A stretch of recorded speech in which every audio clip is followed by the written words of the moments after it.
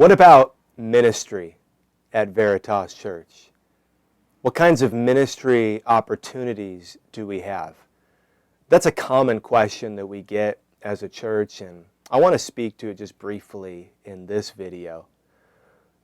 There is a difference that people sense when they come here, and I think that some like it, I think that some don't. It's certainly something that a lot of people aren't used to. The way I would put it is this: we really push and advocate informal ministry over formal ministry. In other words, it's true. Every Christian must be ministering. In other words, every Christian must be using the opportunities, the abilities that God has given them to love the people around them. And typically what happens in a church is that it has many formal opportunities to do that, ministries like children's ministry or youth ministry or a homeless ministry or a ministry to the elderly and so on and so forth. And there's nothing wrong with those.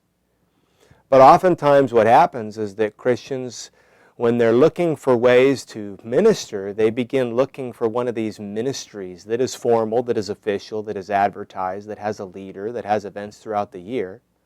They look for one of those ministries to join. And then in their mind, they're ministering. Well, we see it differently here. We're not opposed to those kinds of ministries. In fact, we do have some of those formal ministries. But the first thing we want to make sure is that a Christian is paying attention to the people that God brings around them and that they are ministering to them. That'd be your family. That'd be your neighbors.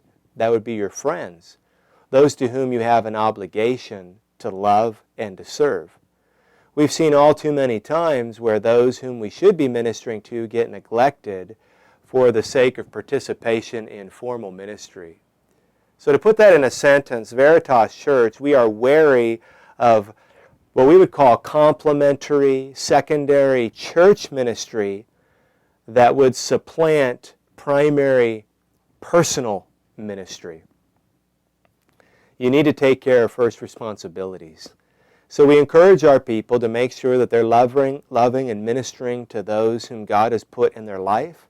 If they're doing that and there's time beyond that, there's no pressure, then maybe there's a formal church ministry that they could participate in. Now let me talk even more specifically about our perspective of kids here at VERITAS. We value children. We believe that children are a gift from God and that they are given to us to protect, to nurture, and to love. And we believe that the greatest way we love our children is to raise them up to know and love God. We have responsibility to declare the gospel and to demonstrate the power of the gospel of Jesus Christ. We also believe that the responsibility of raising children to know and love God primarily belongs to parents. It first belongs to parents, and so therefore we continually challenge and try and help and equip the parents who are among us to engage with their kids, to connect with their kids, and to pass on the truths of God's Word, specifically and especially the gospel, in the home. And so any ministry that we offer as a church that is for children is meant to be an encouragement to what parents are doing, and it is meant to be a complement to what parents are doing. While we do have a teen Bible study, we do not have a consuming teen youth ministry with a string of events, with services that take the place of a worship service. And the reason is that a parent is a child's youth pastor.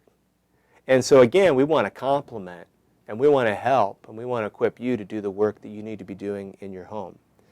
So we think it's important that families are together in the church. After all, the church is a family. We think there's something missing in a worship service if it's all adults and there's no kids and there's no teenagers. That's not how God has made us. So what we ask our parents to do is to have all of their kids with them for at least the first 20 minutes of the service as we're singing and praying together. For those who have real little kids, we do have classes that are available to them during the preaching so that they can hear some teaching that is aimed specifically and worded specifically for their young minds to hear and understand. But otherwise, we welcome kids in our worship service. We don't think that even when they are noisy, they are a distraction to be removed. We believe that it's important for them to be there. While there is a place for life stage ministry, we, by and large, think that we should keep one another together as families because that's exactly what we are. We are the family of God. If that's different for you, or you have any more questions about that, or you're curious as to why we do the things that we do, please reach out. Pass along any concerns you might have.